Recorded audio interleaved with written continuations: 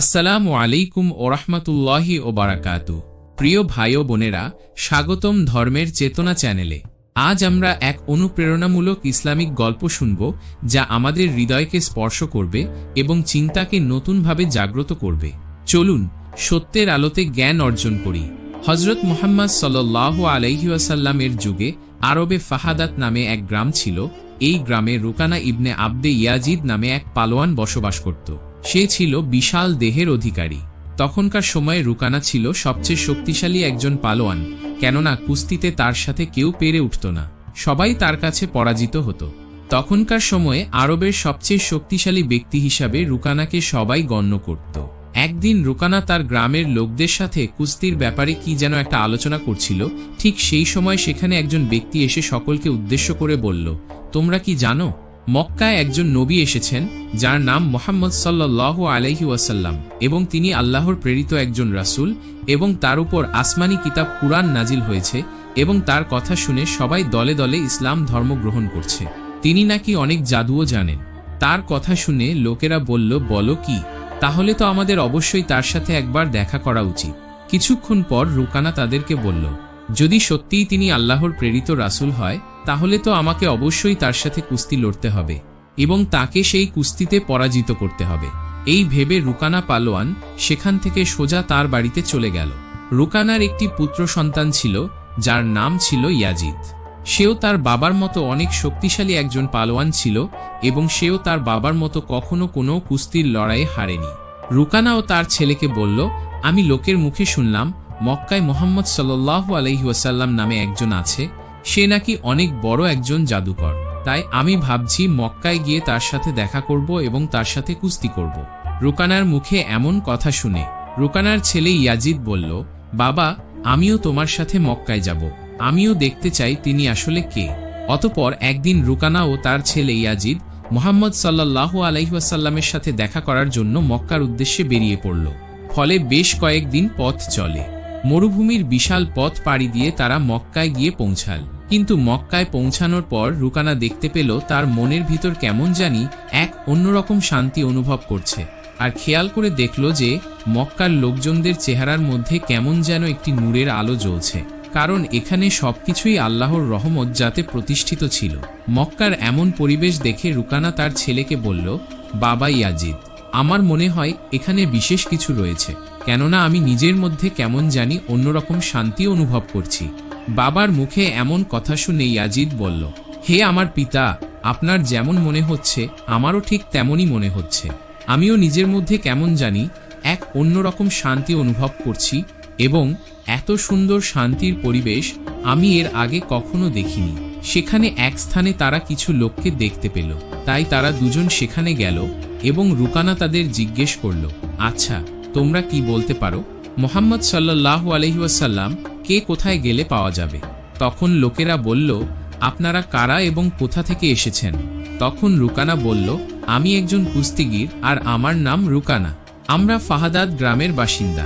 তখন লোকেরা বলল, মুহাম্মদ সাল্লাল্লাহু আলাইহি ওয়াসাল্লাম আমাদের নবী, তিনি আল্লাহর প্রেরিত রাসূল, এখন তিনি মসজিদে আছেন।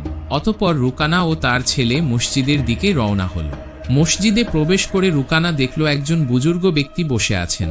তার মুখে ছিল হৃদয়স্পর্শী হাসি, যেন তিনি সবাইকে স্বাগত জানাচ্ছেন। তখন রুকানা দেখে চিনে ফেলল যে ইনিই সেই ব্যক্তি যার কথা সবার মুখে মুখে শোনা যাচ্ছিল। এরপর রুকানা নিকটে যায় এবং মুহাম্মদ সাল্লাল্লাহু আলাইহি ওয়াসাল্লামকে সালাম দেয় এবং বলে যে, মুহাম্মদ, তুমি কি সেই ব্যক্তি যার নাম আমি লোকের মুখে মুখে শুনেছি? তুমি নাকি আল্লাহর প্রেরিত রাসূল?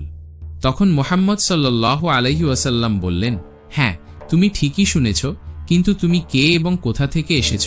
তখন রুকানা বলল, আমি সেই অনেক দূর থেকে আপনার খোঁজে এখানে এসেছি। আমার নাম রুকানা, আমি একজন অনেক বড় পালোয়ান। পুরো পৃথিবীতে আমার থেকে শক্তিধর পালোয়ান আর নেই। আমি আজ পর্যন্ত কোনো কুস্তিতে হারিনি। তখন রাসূল পাক সাল্লাল্লাহু আলাইহি ওয়াসাল্লাম খুবই ভদ্রতার সাথে রুকানাকে বললেন, ওয়ালাইকুম আসসালাম, তুমি বসো, তোমার সাথে আমার অনেক কথা আছে। অতঃপর রাসূল সাল্লাল্লাহু আলাইহি ওয়াসাল্লামের কথা শুনে রুকানা ভাবতে লাগল, উনি আবার আমার সাথে কিসের কথা বলবেন। তখন রাসূল সাল্লাল্লাহু আলাইহি ওয়াসাল্লাম তার ইসলামের দাওয়াত দিয়ে, যা মহান আল্লাহ রব্বুল আলামিন রাসূল পাক সাল্লাল্লাহু আলাইহি ওয়াসাল্লামকে দায়িত্ব দিয়েছেন, সবাইকে ইসলামের দাওয়াত দেওয়ার জন্য। সে অনুযায়ী রুকানাকেও দাওয়াতের উদ্দেশ্যে বললেন, হে রুকানা, তুমি আল্লাহকে ভয় করো। তোমার শরীরে এত শক্তি যিনি দিয়েছেন, তোমাকে এত বড় পালোয়ান যিনি বানিয়েছেন, সে মহান আল্লাহর কাছে নিজেকে আত্মসমর্পণ করো এবং সে মহান স্রষ্টার প্রতি ঈমান আনো, আর আমাকে সেই মহান আল্লাহর রাসূল হিসেবে মেনে নাও। তখন রুকানা রাসূল সাল্লাল্লাহু আলাইহি ওয়াসাল্লামকে বলল, হে মুহাম্মদ, তুমি এসব কি বলছো? আমি তো এসেছি তোমার সাথে কুস্তি লড়ার জন্য, কারণ আমি শুনেছি তুমি নাকি আল্লাহর প্রেরিত রাসূল, তুমি নাকি অনেক জাদুও জানো। তাই তোমার এত ক্ষমতার কথা শুনে আমি তোমার সাথে কুস্তি লড়ার জন্য এসেছি, আর তুমি কিনা আমাকে বলছো ইসলাম গ্রহণ করতে। তখন দয়ালু নবী রাসূল সাল্লাল্লাহু আলাইহি ওয়াসাল্লাম রুকানাকে বললেন, হে রুকানা, তুমি আমার সাথে কুস্তি লড়তে চাও, কিন্তু আমি তো কুস্তি লড়ি না। এসব তো আমার কাজ না, এসব তো পালোয়ানের কাজ। তখন রুকানা রাসূল সাল্লাল্লাহু আলাইহি ওয়াসাল্লামকে বলল, হে মুহাম্মদ সাল্লাল্লাহু আলাইহি ওয়াসাল্লাম, আমি তো এত অজুহাত শুনতে চাই না। আমি শুনেছি তোমার নাকি অনেক ক্ষমতা, তুমি নাকি অনেক জাদুবিদ্যাও জানো, তুমি তো আল্লাহর রাসূল, তাহলে তোমার ক্ষমতা দিয়ে তুমি আমাকে কুস্তিতে হারিয়ে দেখাও। তখন দয়াল নবী রাসূল সাল্লাল্লাহু আলাইহি ওয়াসাল্লাম বললেন, হে রুকানা, তুমি যেহেতু এত জোরাজুরি করছো, তাই আমি একটি শর্তে তোমার সাথে কুস্তি লড়তে রাজি আছি। তখন রুকানা বললেন, কি শর্ত শুনি?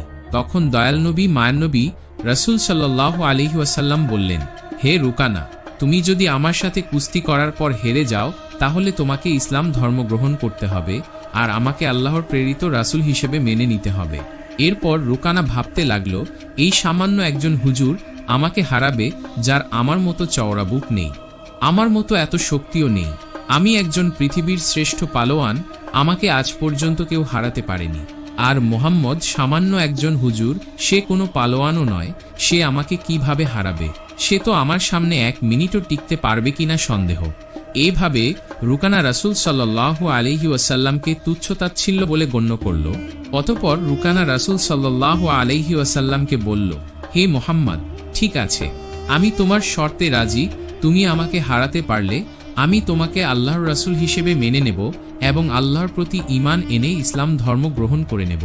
এরপর যথারীতি লড়াইয়ের জন্য এক বিশাল ময়দানের আয়োজন করা হলো এবং সে লড়াই দেখার জন্য সবাই প্রস্তুতি নিতে থাকলো এবং মক্কা থেকে দূর দূরান্ত থেকে মানুষ আসতে লাগলো রাসূল সাল্লাল্লাহু আলাইহি ওয়াসাল্লাম ও শ্রেষ্ঠ পালোয়ান রুকানা লড়াই দেখার জন্য। অতঃপর নির্ধারিত সময় অনুযায়ী লড়াই শুরু হলো। সব লোকেরা রাসূল সাল্লাল্লাহু আলাইহি ওয়াসাল্লাম ও রুকানার কুস্তির ময়দানে হাজির হলো।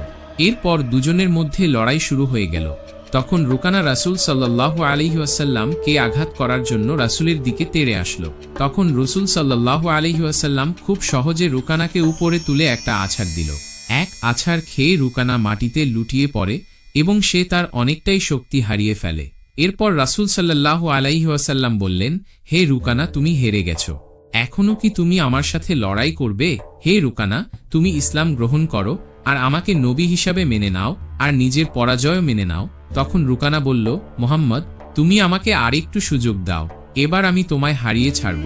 তখন আমার দয়াল নবী মায়ান নবী রাসূল পাক সাল্লাল্লাহু আলাইহি ওয়াসাল্লাম বললেন, ঠিক আছে, আমি তোমায় আরেকটি সুযোগ দিলাম, কিন্তু এরপর তোমাকে পরাজয় মেনে নিতে হবে আর আমার ধর্ম গ্রহণ করতে হবে।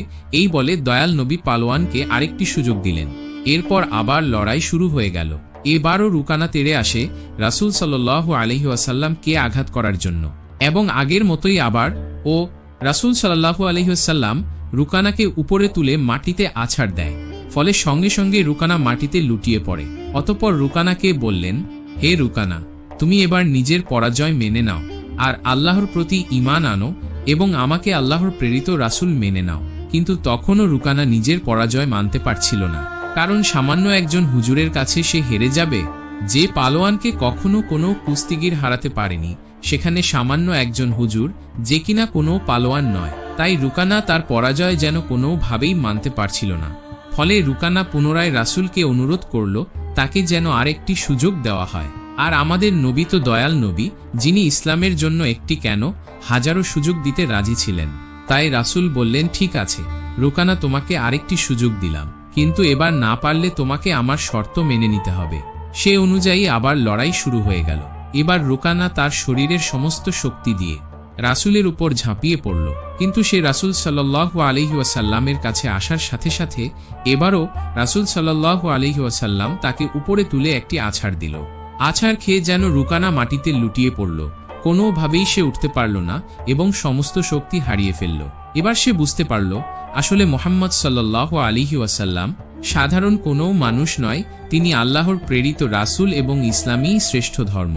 অতঃপর রুকানা রাসূল সাল্লাল্লাহু আলাইহি ওয়াসাল্লামকে বলল, হে আল্লাহর নবী, আমি বুঝতে পারছি আপনি সত্যি আল্লাহর প্রেরিত একজন রাসূল আর আপনার ধর্ম শ্রেষ্ঠ ধর্ম।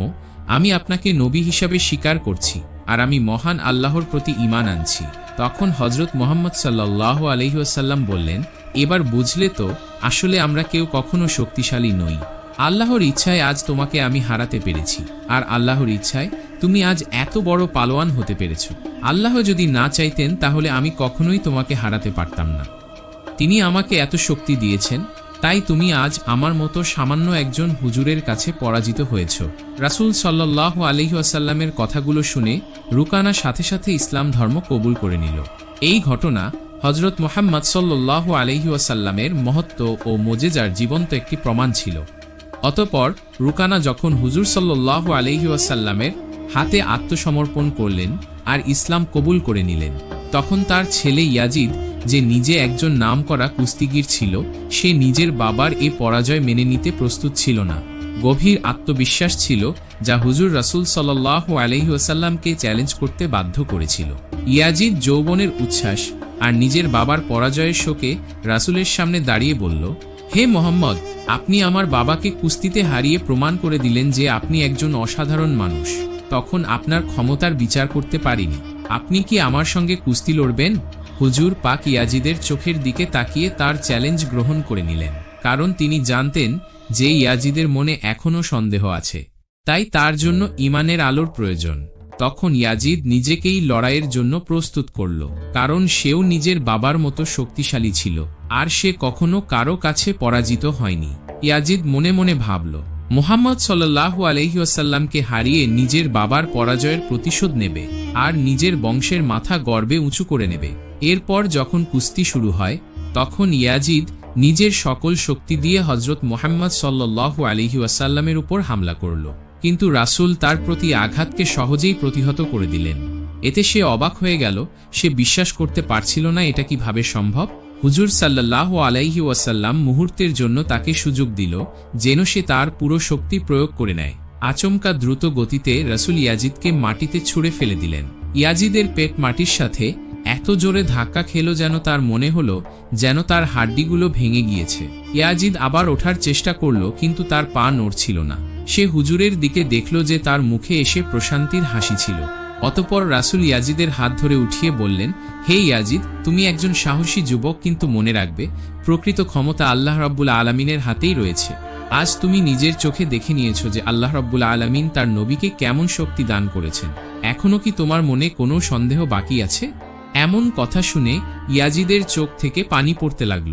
সে হুজুরের সামনে আত্মসমর্পণ করে বলল, হে আল্লাহর রাসূল, আমি আজ আমার জীবনের সবচেয়ে বড় শিক্ষা পেয়েছি। আমি সাক্ষ্য দিচ্ছি যে আল্লাহ ছাড়া কোনো মাবুদ নেই আর মুহাম্মদ সাল্লাল্লাহু আলাইহি ওয়াসাল্লাম আল্লাহর সত্যিকারের রাসূল। আপনাদের জানিয়ে রাখি যে এরপর রুকানা ও তার ছেলের ইসলাম গ্রহণের বিষয়টি সারা আরব জুড়ে ছড়িয়ে পড়ল। এই ঘটনার কয়েকদিন পর একদা মদিনার একজন বিধর্মী যুবক প্রিয় নবী হযরত মুহাম্মদ সাল্লাল্লাহু আলাইহি ওয়াসাল্লামকে অপমান আর অপদস্থ করার এক কুবাসনা নিয়ে নবীজির কাছে এলো। নবীজির কাছে এসে বলল, হে মুহাম্মদ, আপনি কি নবী দাবি করেছেন যে আপনি আল্লাহর পক্ষ থেকে প্রেরিত একজন নবী ও রাসূল এবং আপনার কাছে নাকি মহান আল্লাহর পক্ষ থেকে ওহীও আছে, অর্থাৎ আল্লাহর বাণী আসে। আপনি যদি আপনার দাবিতে সত্যি হন তাহলে এমন কিছু করে দেখান যা সাধারণ কোনো মানুষের পক্ষে করা সম্ভব নয়। যুবকের মুখে এমন কথা শুনে রাসূল বললেন, ঠিক আছে, তুমি কি দেখতে চাও বলো। তখন সে যুবকটি দূরের একটি গাছকে দেখিয়ে বলল, দেখি এই মুহূর্তে কোনো হাতের স্পর্শ ছাড়া এই গাছটিকে এখানে হাজির করে দেখান তো।